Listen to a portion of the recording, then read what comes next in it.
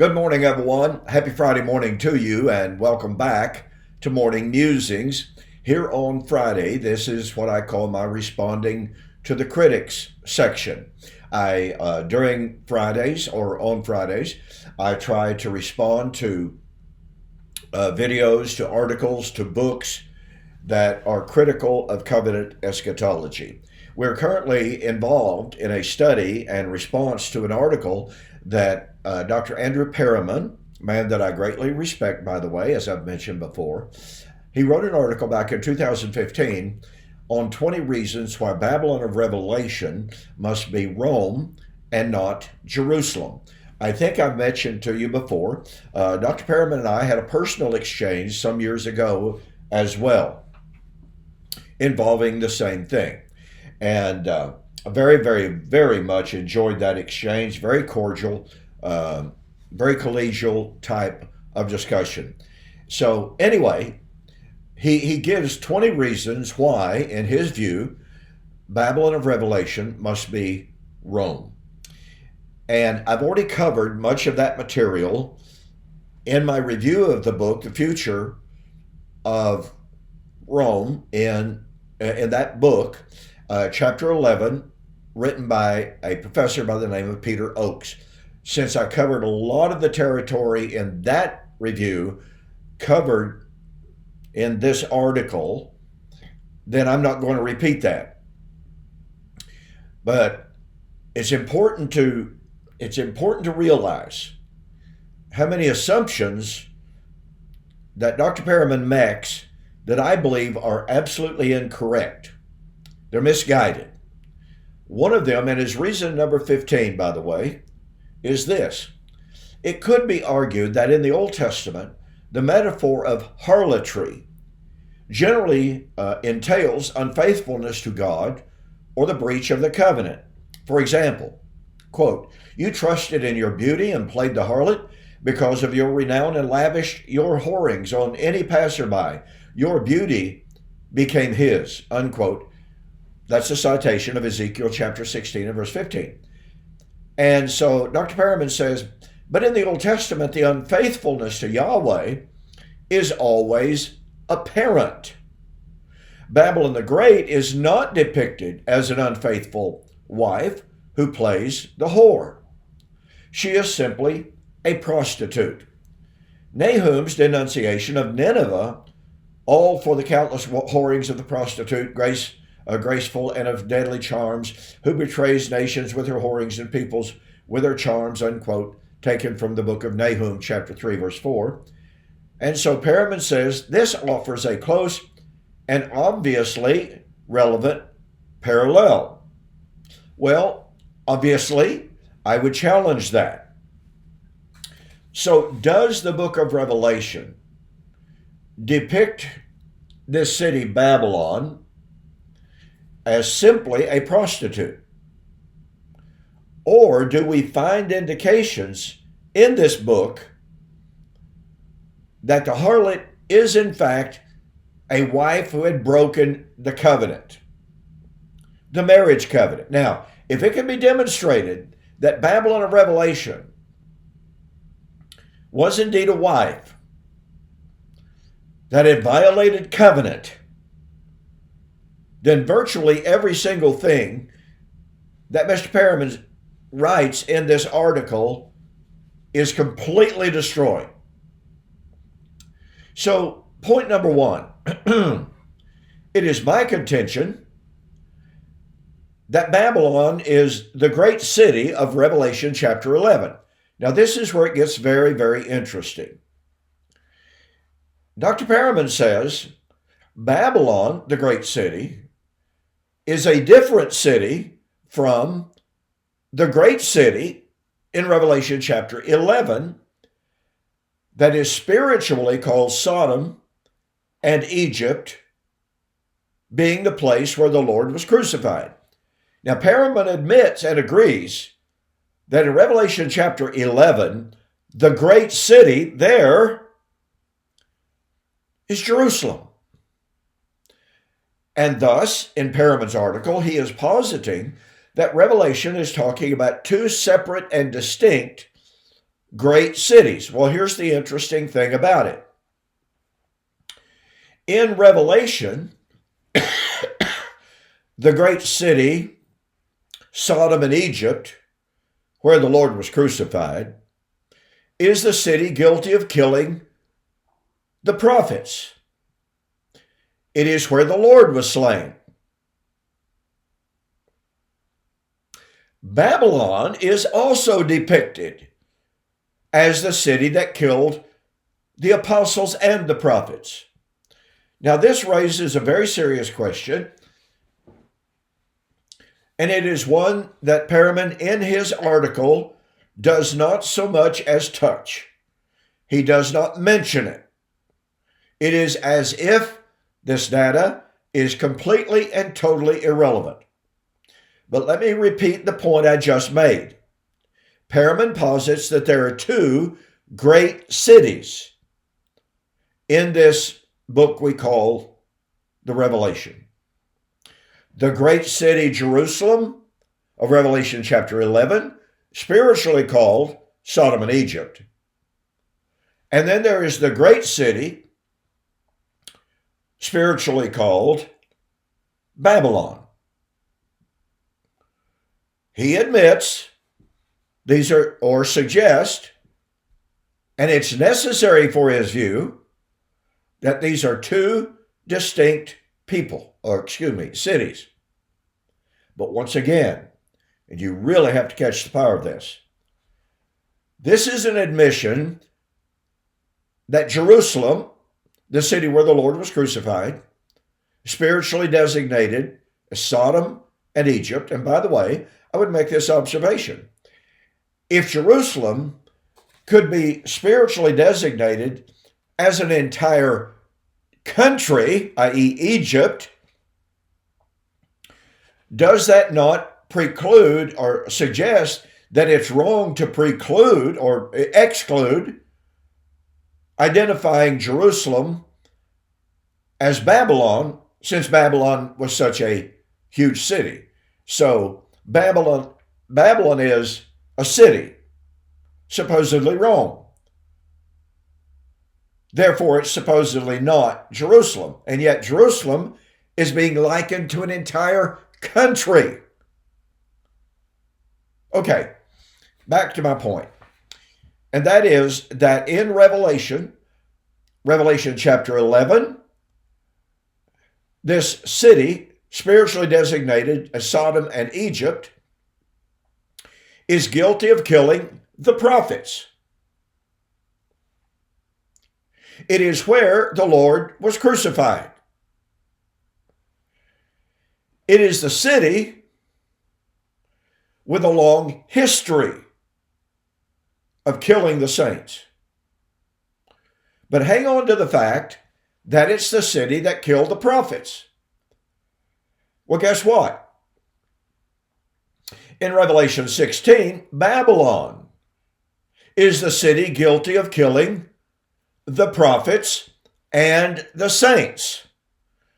You know, just like Jerusalem did. And then in Revelation 18, 20 and 24, Babylon is once again identified as the city that killed the prophets. Oh, but it's not just the prophets, it's the apostles as well. And then you go back to Revelation 17, she has a cup full of the saints. Now, this raises two foundationally critical issues. If Revelation was written under the reign of Domitian,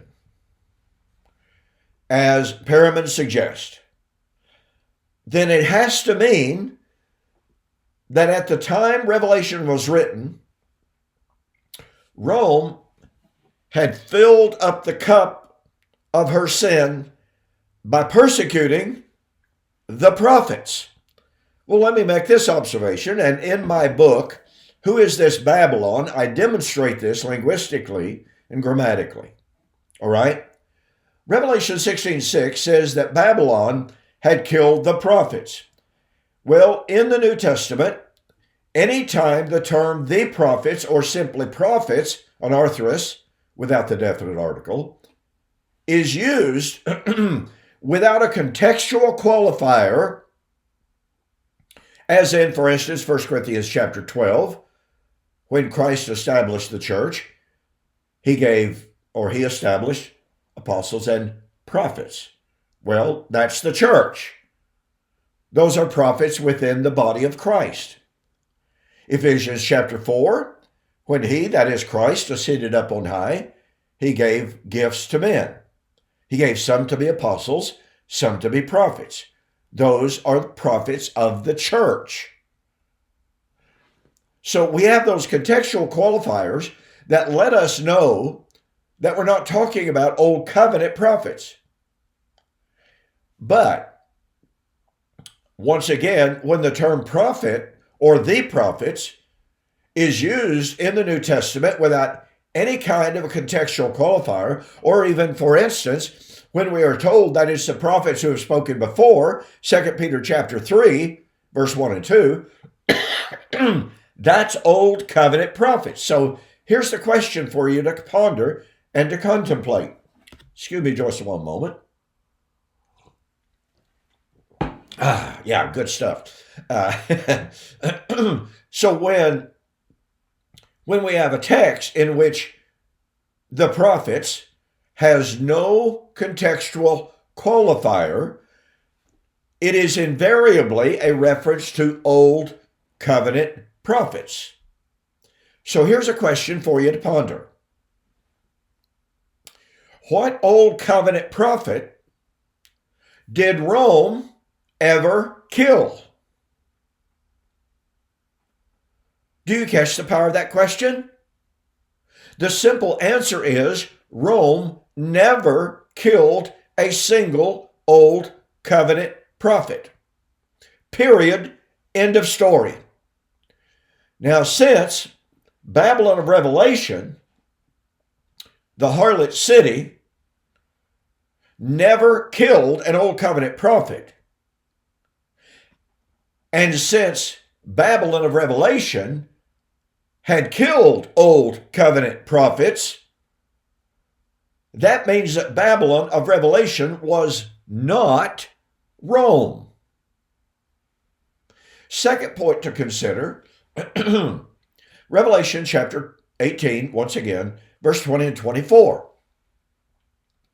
Two things are said there, and that is that Babylon, and remember, she had already killed, was the one guilty of killing the prophets, Revelation 16. But she had also slain the saints of Christ, Revelation 17:6. Okay, if Babylon of Rome Babylon of Revelation is Rome, then that must mean at the time of the writing of Revelation, Rome was guilty of killing the saints of Christ. And you know, as it says, Revelation chapter 17:6, and her cup of sin for killing the prophets and the saints was full. Well, wait a minute. Folks, scholarship is now questioning on an increasing level whether Domitian ever persecuted the church at all. So if you're going to identify Babylon of Revelation as Rome under Domitian, whose cup of sin for killing the prophets and the saints was full, then you've got to be able to prove definitively, absolutely, and irrefutably that Domitian persecuted the church on such a wide-scale basis, on such a pervasive, comprehensive basis, that the cup of Rome was full. Well, here's the fact. We do not have any definitive, positive, irrefutable proof that Domitian ever persecuted the church. Even Donald Guthrie, who took a late date for the book of Revelation, in other words, under the time of Domitian, Donald Guthrie says the evidence that Domitian ever persecuted the church is not as powerful as once thought. That's an incredible admission. Richard Nywong, who is a historian, said, "We have no evidence that Domitian ever persecuted the church in any way, much less in any kind of a systemic way." And what little evidence, and I mean very, very, very little evidence there is, that he persecuted the church. There was an individual, a woman named Domitilla, and she was supposedly persecuted, slain, and yet it now appears from closer examination of the evidence that she had converted to Judaism. I think I've got that particular aspect right. Been a while since I looked at that particular name. But the point of fact is, and here's the critical point, what little bitty bit of persecution that we could possibly point to, and again, it's questionable, but what's very, very small a bit of evidence that can be pointed to occurred late in Domitian's reign, within the last 2 years of his reign. Okay, so we're supposed to believe that in the last 2 years of his reign, Domitian set out on a pogrom against the church so severe that it filled up the measure of her sin. Now, wait a minute. Nero persecuted the church from 64 to 68. No scripture indicates that he filled up the measure of Rome's guilt in doing that.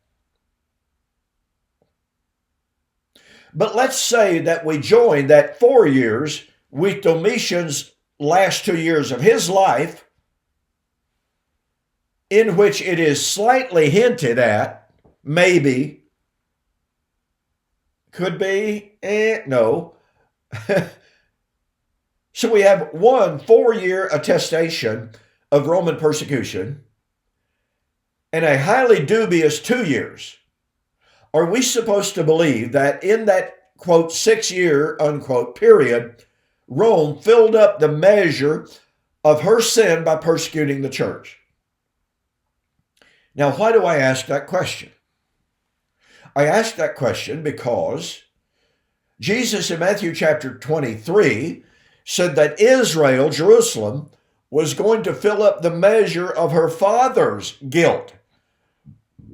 Pardon me. In other words, Jesus' generation and her persecution of the church would join with the sins of prior generations of the Jews who persecuted the saints, and that combined persecution would fill up the measure of Israel's sin. So when you consider that generation, not 4 years, and certainly not just 2 years, but a generational period of persecution would fill up Jerusalem's cup of sin of persecuting the saints. A full generation, ladies and gentlemen, and this is God's people, ostensibly. So we're supposed to believe that in 1 6-year, 4 years for sure, 2 years highly dubious, Rome filled up the measure of her sin as a whore, as a prostitute, as a harlot.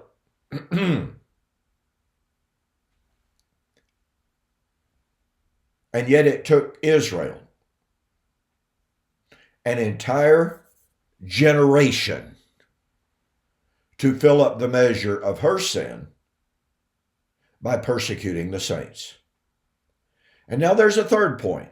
Consider the following. Once again, Revelation 18, 20 and 24. This city, Babylon, killed the apostles and prophets.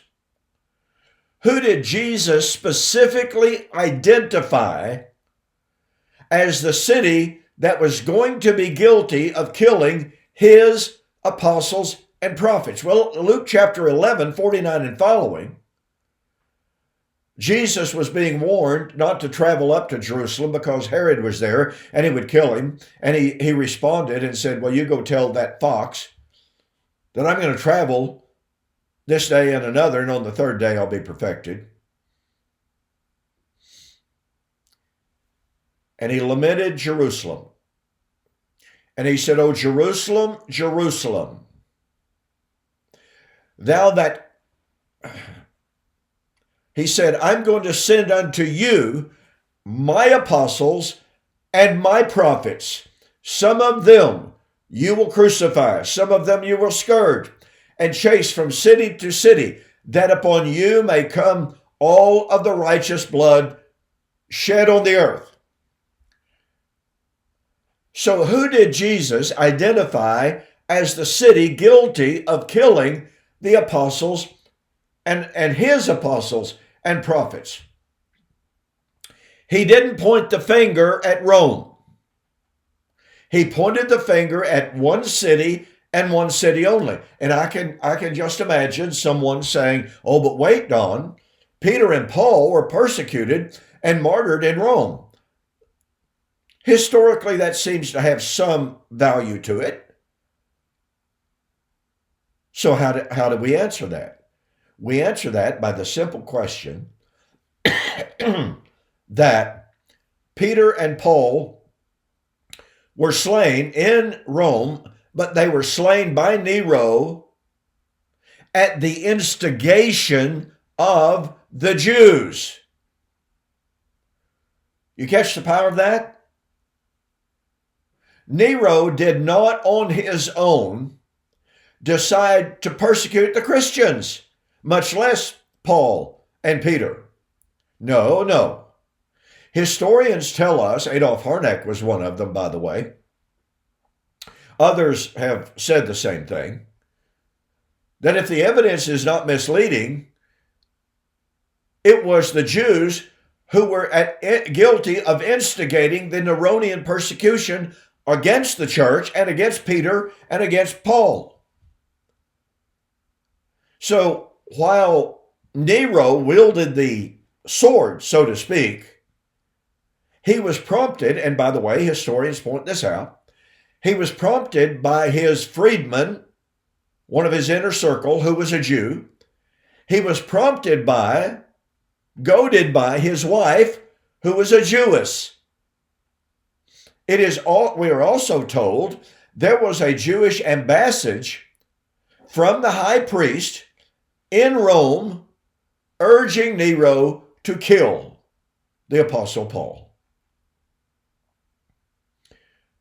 So who bore the guilt of killing the apostles and prophets? Well, it was the Jews instigating the killing of the apostles and the prophets of Jesus. And remember, Jesus laid the guilt for doing that at the foot of one city and one city only.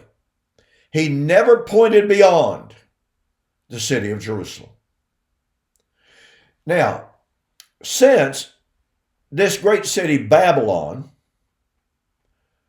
was the city guilty of killing the prophets, and the only city that the Bible ever accuses of killing the prophets was Yahweh's wife, i.e., Jerusalem, then that means that unless you can prove that Babylon of Revelation was not a wife, and that Babylon of Revelation had killed Old Covenant prophets in addition to Jerusalem, then that means that the harlot wife of Revelation was in fact a harlot wife. And we'll have more to say about this next week. But for the time being, Perriman's argument that the image of a harlot in Revelation must simply refer to a simple prostitute imagery falls in the face of the fact that Babylon of Revelation killed the prophets. Only Old Covenant Jerusalem, i.e., the wife of Yahweh, killed the Old Testament prophets. Babylon of Revelation killed the apostles and prophets of Jesus. Jesus identified Jerusalem, the wife of Yahweh, as the city guilty of killing the apostles and prophets of Jesus. Once again, therefore, since Babylon of Revelation did what the harlot wife of Yahweh did, then that means that the harlot of Revelation was in fact the adulterous wife of God, guilty of killing the prophets, guilty of killing the apostles and prophets of Jesus. And final thought, Jesus said that it was Jerusalem that shed all of the righteous blood of all of the righteous shed on the earth. What does John say, or what does the Spirit say of Babylon in Revelation? In her was found all the blood shed on the earth. Now, is this hyperbole? Yes. But is it identical hyperbole? And compare once again. May I say this, not to disparage, not to depreciate totally, but compare the minuscule amount of blood of the saints shed by Nero to the generational guilt of Israel shedding the innocent blood of the apostles and prophets and the saints of Christ. And it appears to me that the weight of the evidence is overwhelmingly in favor of the fact only one city is guilty. Only one city is accused of being guilty of shedding all the blood shed on the earth. And that was Old Covenant Jerusalem. Hey, I'm out of time. Get a copy of my book, Who Is This Babylon? I discuss this issue at great length in that book. Go to my website, donkpreston.com, bibleprophecy.com. Go to the bookstore, order the book, Who Is This Babylon? Make mention, send me a note that you saw the offer on YouTube or Facebook, and I'll refund your shipping. That will save you $7.95. Okay? Join me tonight along with Mike Sullivan for Preterist Apologetics. I will see you there.